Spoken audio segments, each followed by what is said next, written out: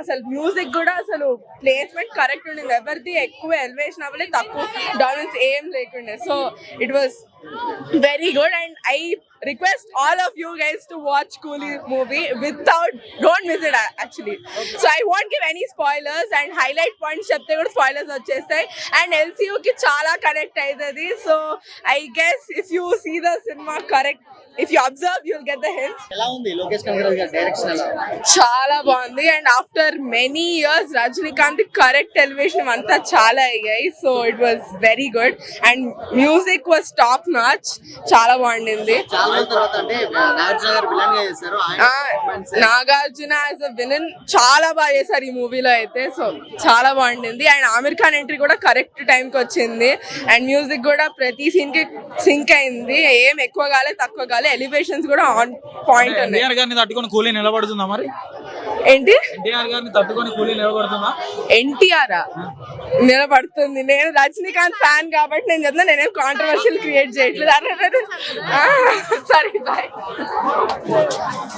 నన్ను 8 years నుండి మోసం చేశాడు ఈ దయాల్. నాగార్జున గారి మూవీ సింహం, కూలీ కాదు ఇది సింహం. సైమన్ క్యారెక్టర్ సైమన్, నాగార్జున గారి క్యారెక్టర్ సైమన్. చెప్తున్నాను ఒకటే గుర్తుపెట్టుకోండి, అక్కినేని ఫ్యాన్స్ కాళ్ళ వేసుకొని వెళ్ళండి. 100 కోట్ల సినిమా లేదని 1000 కోట్ల సినిమా చూపెట్టాడు నాగార్జున. ఒకప్పుడు ఇండియాని చెక్ చేసింది కరోనా, ఇప్పుడు ఇండియాని చెక్ చేస్తున్నాడు మన నాగార్జున సోషల్ మీడియాని.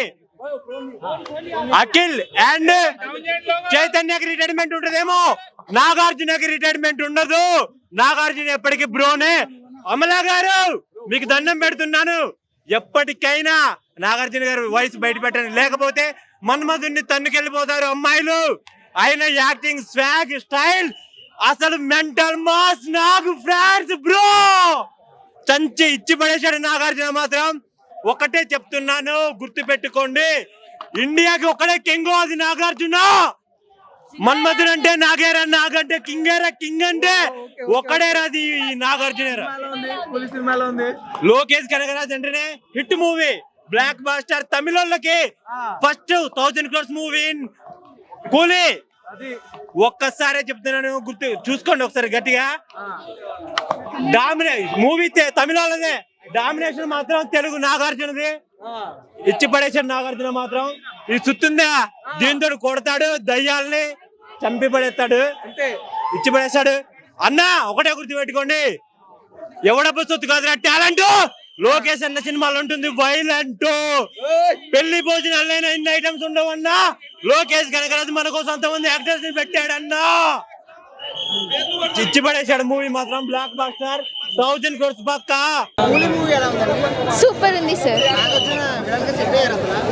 సెట్ ఫస్ట్ టైం తీశారు, సూపర్ ఉంది సార్. అదిరిపోయింది ఎంట్రీ అయితే, చాలా బాగా నచ్చింది. అందరు లైక్ చేస్తారు కూడా. ఆయన ఇంకా అందరు ఉన్నారు, చాలా మంది యాక్టర్స్ ఉన్నారు దాంట్లో, అందరూ సూపర్ సార్. అనిరుద్ధ్ మ్యూజిక్ అదిరిపోయింది సార్. మ్యూజిక్ కోహ్లీ అది మోనికా సాంగ్ అయితే అదిరిపోయింది సార్. డాన్స్ కూడా అంతా బాగుంది. కానీ ఈ సినిమాలో అంతమంది హీరోస్ ఉన్నారంటే మెయిన్ హీరో ఎవరో నాకైతే అర్థం కాలేదు. కానీ రజనీ సార్ ఎంట్రీ అయితే అదిరిపోయింది sir.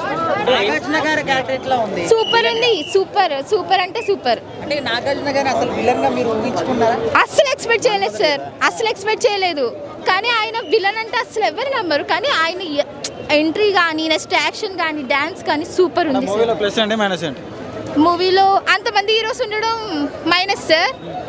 Rajinikanth sir and Nagarjuna sir ఉంటే సూపర్ ఉన్నాం. అందరు ఉండడం వల్ల కొంచెం తగ్గింది అంతే. ఇద్దరు హీరోల్ని పెడితేనే వాళ్ళ ఫ్యాన్స్ కొట్టేసుకుంటారు, మా హీరోని తక్కువ చూపించారు, మా హీరోని. ఈ సినిమాలో అలా ఏమైనా ఉందా? యాక్చువల్లీ సినిమాలో వాళ్ళు ఏం చేయాలనుకున్నారో తెలీదు, కానీ సినిమా అయితే అదిరిపోయింది. ఓకే, పవర్ హౌస్ అసలు సూపర్ ఉంది. Super super. రోల్ ఎలా ఉంది? చాలా బాగుంది.